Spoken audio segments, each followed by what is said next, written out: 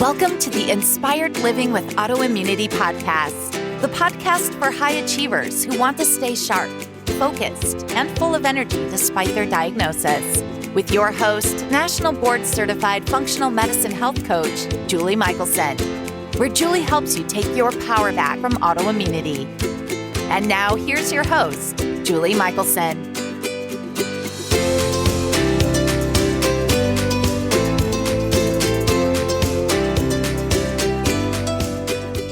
Welcome back to the Inspired Living with Autoimmunity podcast. I'm your host, Julie Michelson, and today I'm joined by my good friend, Cari Rosno. Cari is a quantum healer and trauma specialist who helps women navigate and overcome trauma by cultivating a curiosity that bridges the subconscious and conscious mind, providing an opportunity to create healing and redefine reality. In our conversation today, Cari shares just how we're able to overcome everything we've been through to create true wellness and the life we desire. Cari, welcome to the podcast. Thanks, Julie. So good to see you. So good to see you. And I'm so excited to have you here. I know listeners are going to get so much value out of learning from you. I am excited to jump in. Yeah, let's do it. So I'd love to start with your story because you were in corporate America and now you are helping people heal trauma and either up-level lives, up-level health, all of the above. So how did you make that switch? What is your story? Oh boy. Okay. So yes, I owned a marketing agency for roughly 20 years. However, during the process of that, I found myself running the Boston Marathon in 2013 and was at the finish line when the bombs went off. Now, I was in the medical tent as this occurred. And so, as you can imagine, witnessed quite a bit of extensive damage, personal damage, with people being brought into the tent.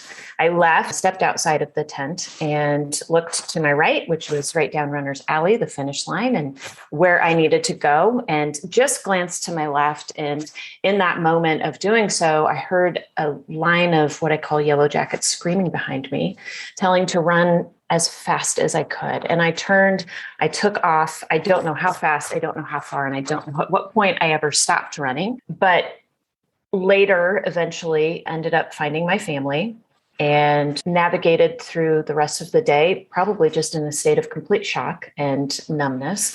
The next day, we went back down to the finish line to the end of Boylston Street, just to kind of observe the damage. And as I was doing so, I had my finisher's jacket on, and a reporter came up behind me, started tapping me on the shoulder and wanted to ask questions. Where were you? What was your experience? Can you share a little bit? As he is asking these questions, there's a voice inside of my head that said, "It is not your story to tell." And I turned and I walked away. And as I have this conversation when I'm speaking, it's this idea that I left Boston as a participant. And when I got home and stepped off the plane, I became a spectator. And what that looked like was going from having the experience to stepping right back into my business, watching on TV as the rest of the world did, as the manhunt continued, and they finally found those who were responsible for the damage. And then I just kind of navigated my life. The unfortunate part of that is that when we encapsulate those stories and don't share because for whatever reason, somebody had it worse, I wasn't injured, the list can go on, then those will actually turn themselves and manifest in an energy that becomes trapped and create illness. And what that meant for me was going from running marathons to not being able to walk up a flight of stairs unassisted within a matter of a couple of months. Eventually, I would receive a number of diagnoses, including multiple autoimmune conditions, Hashimoto's, chronic Lyme disease, Epstein-Barr. The list kind of went on and on. I had insomnia so severe that it took 5 prescription sleeping pills to get me to sleep at night. And this went on from 2013 until about 2016, actually, when you and I met. And at that time, I had the opportunity and was introduced to the understanding of how we will take those emotions and they will become trapped within our bodies. And in shifting and navigating through the mind and the subconscious beliefs, we have the ability to overcome everything that we've been through. And as I found that, it gave me the opportunity to shift my insomnia, that inability to sleep, overnight.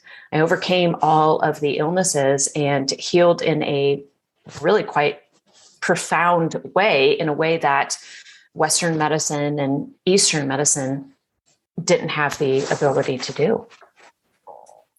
Wow, what a powerful story. I know your story well, and I still got goosebumps listening to it. And yeah, I have the benefit the audience doesn't have of watching this journey from 2016 forward. And I think you, very much like I, in different ways, just continue to heal layer by layer by layer. It's like, oh, I'm healed. And then you're like, oh, I'm better than I was. So and that's life, right? I mean, we are always bombarded with things big and small.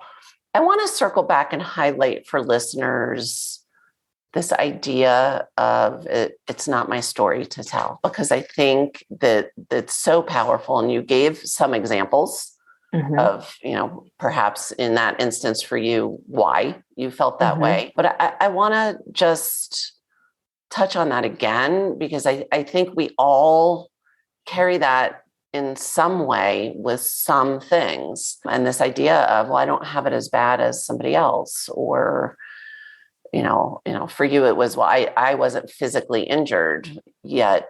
And that story went on for years with you. It wasn't just that week. Correct. And so I wanted listeners to make sure they really heard that, and invite people to think about, that to me seems like a simple starting place. I don't do the kind of work you do, but if you're aware of a story that you hold that you think isn't yours to tell, that's definitely a clue. Well, absolutely. And I think, it is the idea that, somebody had it worse. I wasn't injured. I wasn't directly impacted. But I think too, that as a society and as a culture, we have taken the idea of trauma and we've taken the idea of PTSD, so to speak, and we've encapsulated it within this description or definition. And then we hold this definition almost like it's a container that we are viewing, that we sit outside of. And trauma or PTSD seems to be reserved for somebody else. Right. And the unfortunate thing about that is, when we reserve that idea for somebody else, we negate our own ability to be able to address the experiences that we have personally been through. I mean, what if at the end of the day, all trauma is the witnessing or the experiencing of the frailty of humanity? Wow. And if we think about that, I mean, that could be simply being within a community. I mean, I look at the city of Boston during that time period, and I think anybody who was within the community of Boston and having witnessed or been within the radius of this kind of experience has absorbed some form of trauma. Call it big T trauma, call it little t trauma, right? We're trying to come up with all these different ways to describe it, but really it's just an experience. Along those lines, then, would you agree that people glued to their television set, watching moment by moment by moment, playing out on the news over and over and over again, can be experiencing that same kind of, so they're not there, they're, across the country, possibly. Oh. 100%. I mean, anytime the fabric of security or stability seems to be loosened, or like the foundation that we feel like we stand upon is shaking. I mean, I remember standing in Boston and thinking, this is now in my backyard. Yeah. So it's just this idea that, oh my goodness, I always thought this type of activity was reserved for other countries or other experiences. All of a sudden it shows up in your backyard. Yeah. And it's the backyard of the country, of the United States. I mean, it can span out and be so large. Sure. That's so important for people to be aware of, because again, kind of like you mentioned, we have this criteria of this container we create for something like PTSD, and that's for others. And I didn't serve. I mean, that's the first thing usually that people think of, is they think of military. And while yes, but why? Because of what you just explained, right? Because what they're seeing, whether they're physically hurt or not, is so. I want you to, and you may word it differently. What is your definition of trauma, or what is trauma? Trauma to me is any experience or observation of, like I say, the frailty of humanity, or there's an element of us that, yes, we fear death, but then we also feel invincible at the same time.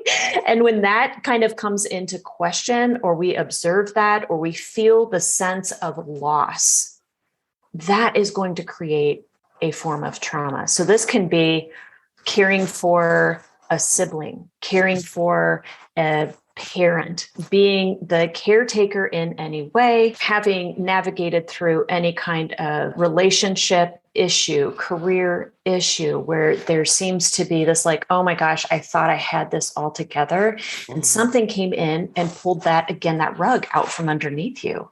This is trauma. All of it is, to a degree.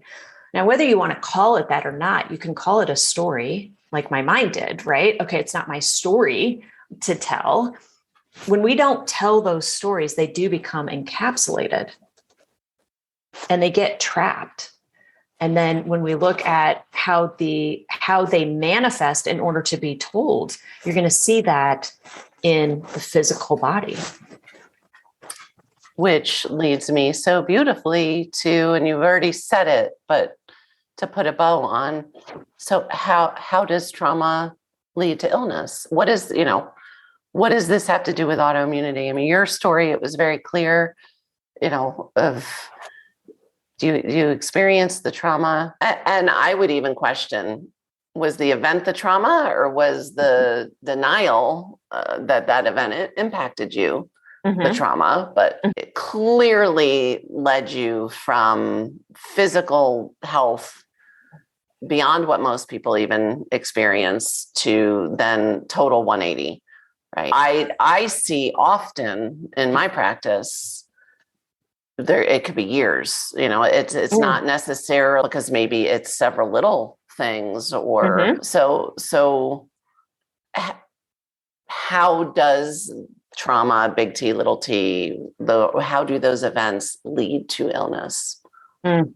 So for anybody, and I look at myself as well, for anybody with autoimmunity or any form of illness that is residing within the body, what they need to understand first and foremost is, as I said, it is an encapsulation of the stories that have not been told, because those stories are an energy. They hold the experience, the emotion that is not being allowed to be expressed. And then as that gets contained and held within the body, it is working to reveal itself, to express itself, to release itself in some way, shape, or form. Those stories that we deny, the truth that we refuse to speak out of not wanting to hurt somebody else or burden somebody else, or, create pain in any way, shape, or form, they will create that within you. And when that energy becomes trapped, it will start to disintegrate the body and start to break down the systems within, because it's like a ball of energy that just sits kind of within a cage, and it's shaking and it's shaking and it has nowhere to release. And as you continue to shake the insides of the body doesn't know what to do. And so it starts to attack itself. Wow. So, because this is inspired living with autoimmunity, this is amazing information. And obviously we're not going to leave listeners with, yep, so there you go. That's what happened. And now you're stuck. You're not stuck. That's the whole point. So can you explain, and I'm kind of throwing you under the bus here because but I'm going to ask anyway, how do you help people get to these things and release them? Tell me more about, what you do, how you work with people. I know the results you get. I used to say, I don't know, it's magic. Or it's like 20 years of therapy in a half hour. But, so people are leaning in right now, right? They're going through and they're like, okay, can I identify my things? Maybe they can't. Maybe they're so separated from it that they have no idea what those things could even be. But somebody comes to you and they're ready. What is that? How do you help? The first thing that I do when I sit down with somebody is really try to understand kind of where they're at and how they got to the point of where they are from their current understanding. Because consciously we have an awareness of how we got here. And that could be lifestyle factors. That could be, I know I had this thing that occurred. I went through a divorce. I had this that happened as a child, right? And so I have this conscious awareness. And so we'll have the conversation. The real key to doing any of this kind of work and helping people navigate into those stories that are quite honestly packaged away in beautiful little boxes, because we're really good at that, is to get incredibly curious and to open an awareness for them to be able to see the path themselves. And so as we understand consciously, I know this is why I'm here and this is what I desire, then I'm going to help them bridge the gap between the subconscious mind and the conscious mind. So not only can we see you understand here consciously how you got to the place you are, but I'm going to help you see subconsciously maybe some of those things that are hiding. And like you said, even with me in Boston, was that the thing? That was part of it for sure. But as I even navigated and said, okay, consciously, I know this was the thing. Right. When I started to look back, it was like, oh boy, but this goes back way further. Sure. Right? There's a reason why I found myself there. And so to have that guide be able to help you navigate and walk back, and then be able to release those trapped, not just trapped emotions, but those trapped belief systems, the things that are kind of hiding subconsciously that are continuing to create the illness or continuing to create, quite honestly, the reality that is sitting in front of you that you're like, but no, this isn't what I want, right? Once we figure that out and we kind of pull those non-serving moments, non-serving beliefs, non-serving energy out, now we get to create something completely new. And that's how I navigated my own journey and what brought me into the point where I'm at now, where I help other women navigate their own journey in order to find that healing. Because at the end of the day, you know this, I know this, we've had this conversation, like they heal themselves. Right. Like they have ultimate power and control over their ability to heal. They just simply need to know that they're worthy of it, that they can do it. And it is okay for them to make themselves priority. Say that one again. Right. It is okay to make yourself a priority. It's not even, I'm going to one up that. Actually, it is essential. It is It's not just essential. okay. No, I totally agree. But sometimes the initial step is you just need permission. Yeah. Right?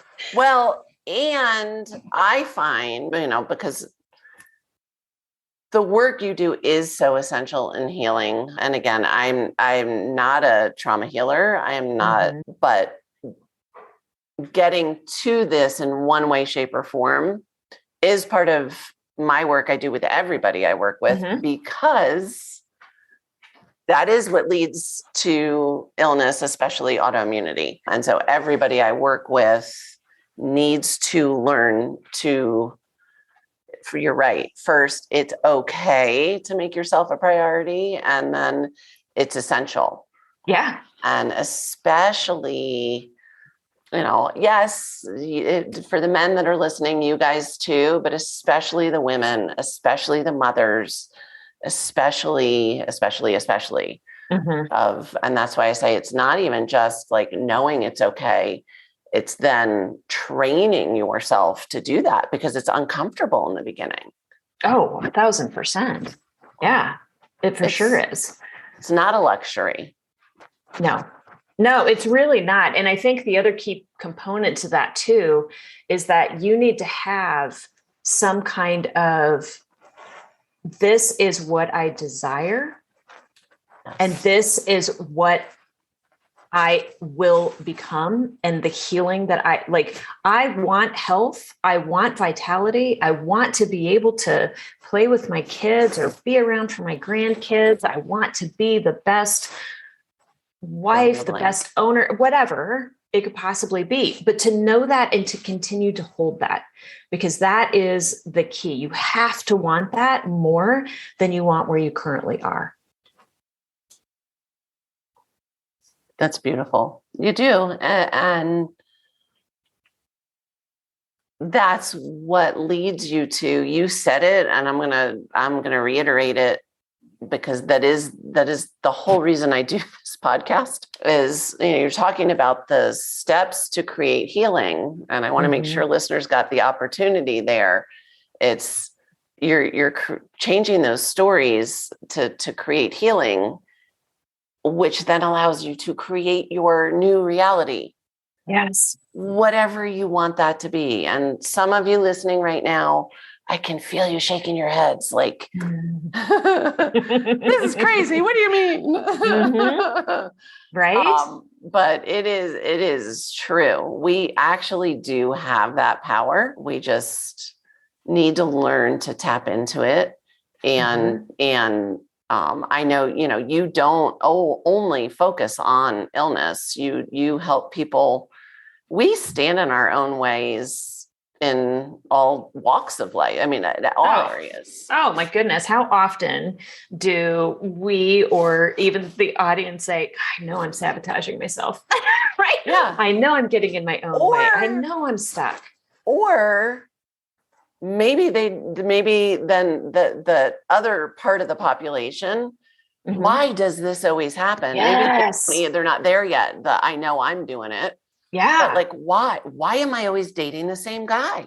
Oh my goodness. Right. Yes. Or why am I always marrying the same person? Or why do I keep having this conversation? Why does this argument keep happening? I mean, it can be to the tiniest little things, but the cool thing about those little nuances, right? The things that kind of feel like pricks throughout our daily life, they're actually mirroring back to you what it is that you're creating and what it is that your subconscious mind, the game that your subconscious mind is playing.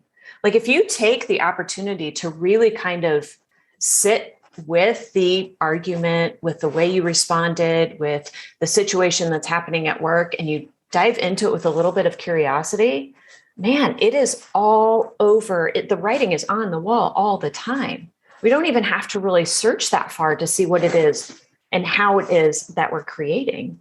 It's right there.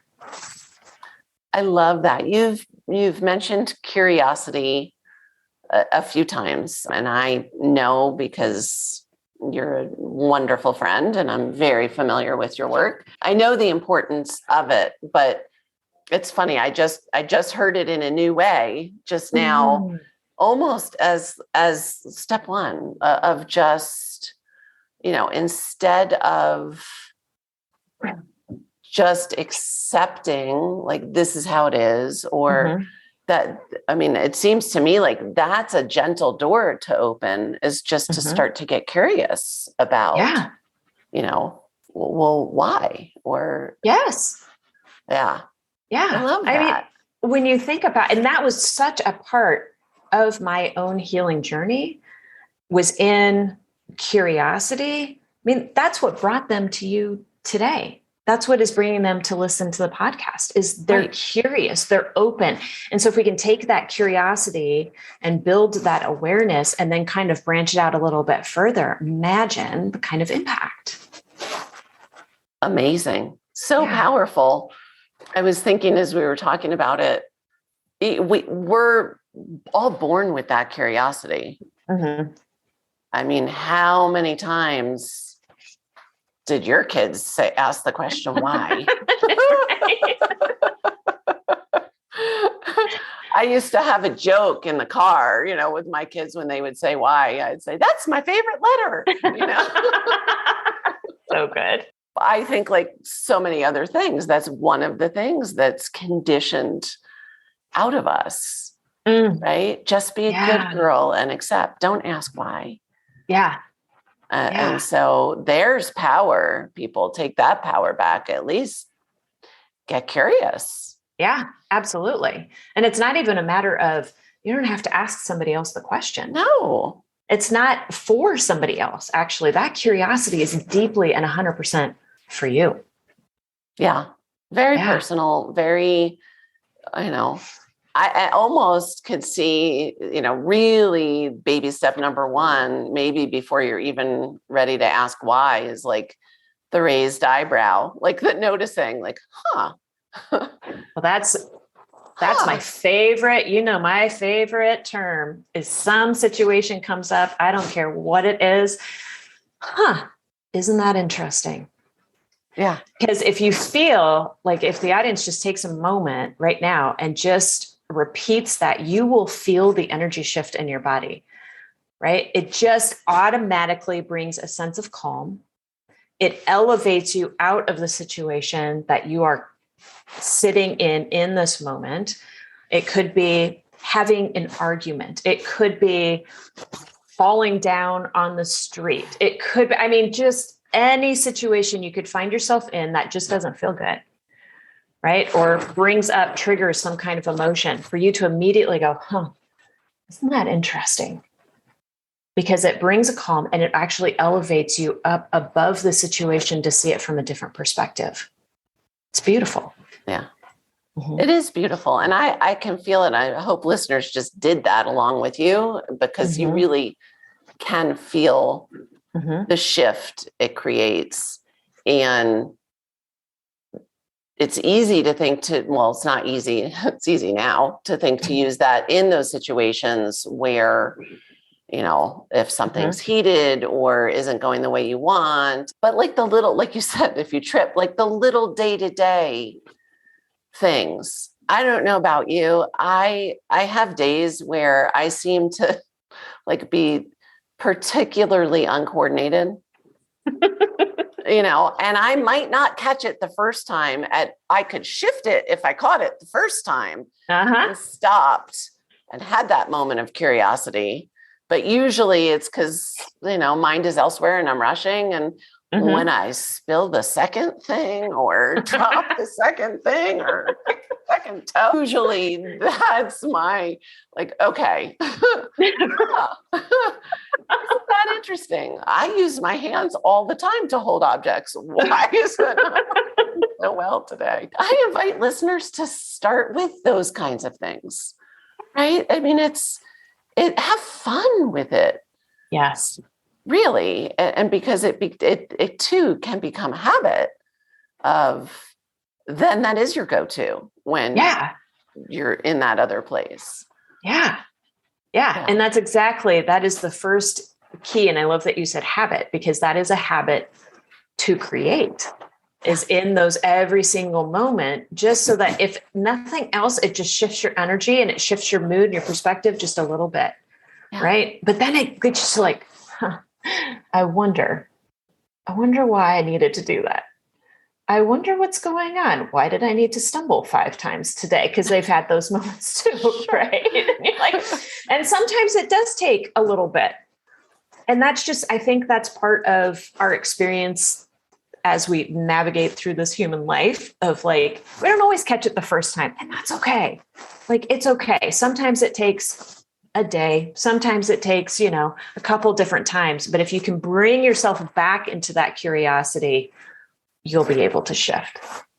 I love that. And I believe there really is value, especially in the beginning of the exercise. Mm-hmm. You may not get the answer. Mm-mm. You're going to ask the question.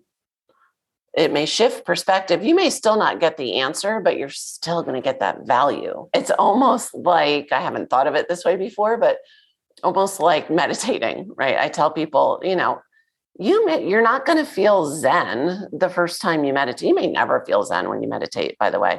There's still value. It's one of those, like, just keep doing, the value isn't that feeling of Zen. It's the exercise of the meditation. Same thing with the noticing and the getting curious. Well, and I think too, and I won't go too deeply into this, but this is a key component in any healing journey whatsoever, even in the conversation of this curiosity, is this ability to trust. And it's the ability to trust ourselves, because those stories, like I say, they have been trapped, they have been hidden, and they will try to reveal themselves in memory. They'll try to reveal themselves in emotions that get tapped, or a conversation that triggers you in some way, a movie that you watch. For me, for a while, it was actually school buses, right? They would trigger some kind of emotion within me. And in asking those questions, then just allowing whatever wants to show up and trusting yourself to know that it's the right thing. That is such a key component that I also feel like we lose so early in life, is this ability to trust ourselves to know, and the ability to trust the thoughts that are coming up. We so quickly shove them off to the side. It's exactly what I did. I got up and I brushed it off, right? We're taught that as kids. Get up, brush it off, and move on. Shake it off, right? That's what we do. If we stop doing that, if we allow ourselves the curiosity, the openness, and the awareness, and then truly begin to trust ourselves, that's where magic happens. Which is also an exercise and a practice. That is true. Not like, oh, I did it this one time, now I've got it. No.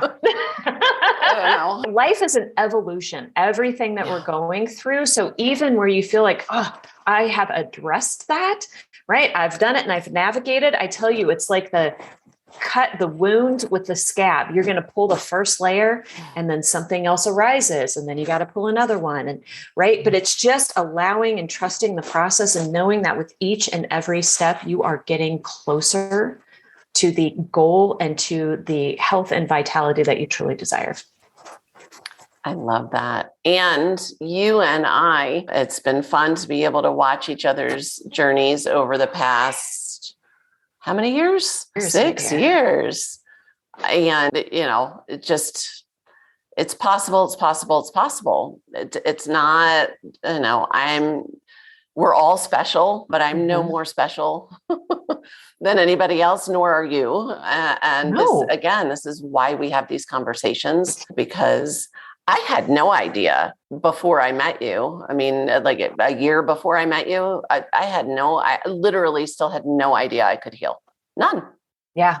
No clue. Yes. And so, there's more than one path, but I will tell everybody that everything we were talking about, we have spoken about today, is part of everybody's healing journey. I don't believe you can heal without addressing these things. And I love the way you and your programs, you make it gentle for those of us that are not in that kind of healing space. And I think that we can all access curiosity. we can all learn to start there.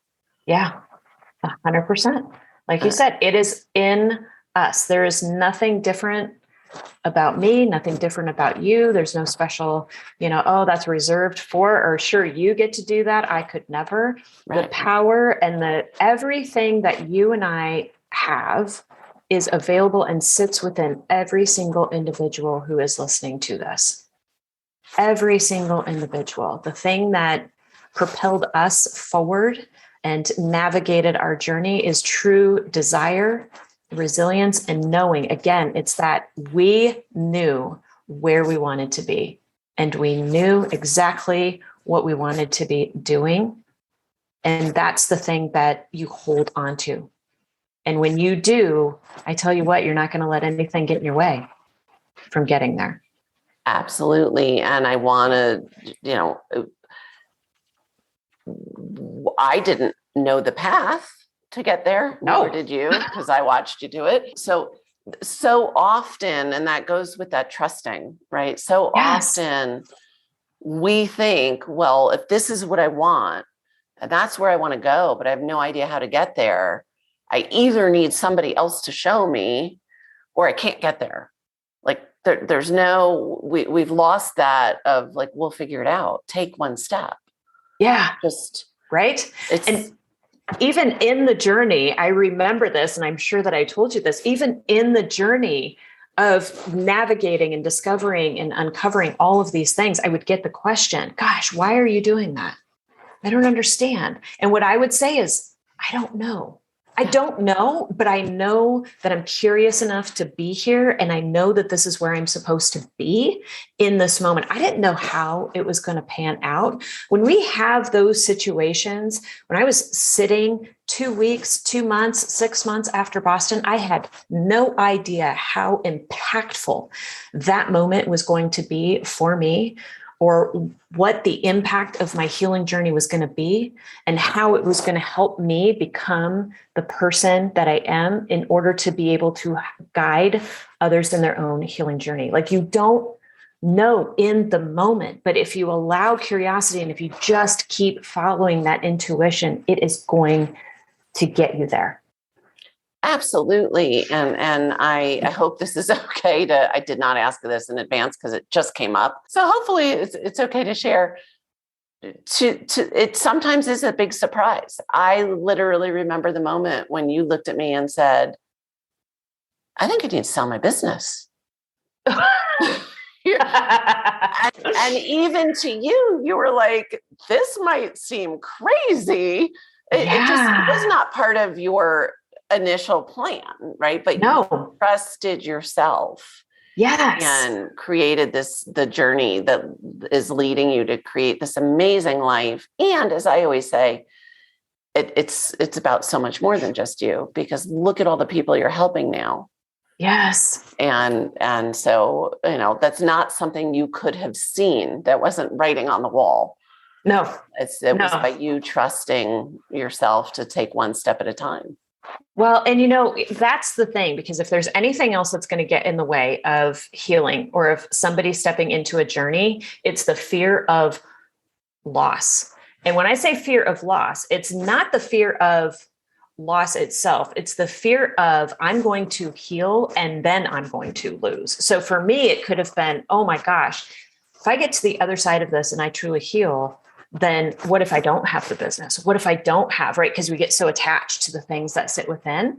I'm sure I thought that somewhere along the way. I'd had this business for 20 years. It was a successful, profitable, amazing business, right? But when you allow and you follow the journey, I remember selling that business in the beginning of 2019. And I know how easily that sell of that business came because it did the work. Right. And in the beginning of 2020, and this almost brings tears to my eyes, but in the beginning of 2020, as the pandemic hit, there was again this intuition, this hit that said, do you trust me now? Because that business never would have survived the pandemic. No. It's amazing when we give ourselves the opportunity to travel the journey, to know that there's potential for change, but to know that it's always for your benefit. It is always something that just needed to be released. And that was the business for me. And now I sit on the other side of it, grateful every single day that I trusted and that I took the journey. Amazing. So amazing. You have an incredibly generous gift for listeners that I want to make sure I get to before I even ask you the final question, because it is, I know the value that you have worked with my loved ones and clients. And so tell listeners what you are offering for them. Oh my goodness. Okay. So I have two opportunities, one of which is that I would love to offer if anybody is curious or interested in wanting to know potentially what may be getting in their way of true healing, or what might be something that needs to be shifted in order to be able to travel their own journey. I would love to offer a 20-minute conversation, and believe that there is a link that is specific to this podcast that they will be able to sign up on. And I would love to offer that to the first 10 individuals who would like to sign up. Secondly, I do have what it's called a manifestation meditation. Now, there's a lot of manifestation meditations out there. However, the twist in this one is that in giving the opportunity, potentially you want to sit and you're manifesting health. I'm going to challenge you within that meditation questions that open you up to a curiosity that help you see what could potentially be. So that is another opportunity for them to be able to kind of see, okay, I know I'm on this path. I know that this is what I desire. There's just something that seems to be stuck. Two opportunities to see what that is. I say go for both, people. Amazing. We talked about a lot of things that may feel really unfamiliar to listeners today, which is, again, why we do this, right? So get curious, people, raise that eyebrow. What is one step listeners can take starting today to start to improve their health? We talked about it so much. And I know even in your podcast, you've talked about first step being breath. Right? Just getting really connected with your breath, because when you do that, it brings you into a present moment. Stepping then into a curiosity, right? So you kind of take that breath, you get yourself a little grounded, and then you ask the question, gosh, isn't that interesting? I wonder why I needed this to happen. I wonder why I responded that way. I wonder, but guide those questions internally. And then to kind of take it just a little step further is to stay with that breath and to allow whatever answer to arise from within. Stop trying to think about it. Stop trying to find it, and just allow it to arise, because the more you allow, the more you trust. That's beautiful. I'm going to really simplify. We're trying to get you out of your head, people. That is not where your answers are. So just in case that went under your radar, the breath is to get you into the body. Bring in that curiosity, wonder. And then the biggest gift, as Cari said, is allow. And I like to warn people, what comes up may not even seem to make sense to you. It doesn't matter. No, there's sometimes you're going to be like, that is completely crazy, but don't push it aside, because every time we dismiss a thought that arises, it negates our ability to trust ourselves. Yeah. Right. Then that's not going to arise. So in that, like bringing yourself into the body, the one trick that I will have my clients do is, all right, so if you're thinking about it too much, because this is just how we operate, right? If we're thinking about it too much, then I want you to just imagine that your head is asking your heart. Yep. And then allow. Yeah. Love it. Yeah. Yay. So good. So good. I cannot encourage you guys enough to take advantage of the amazing resources and gifts that Cari has offered.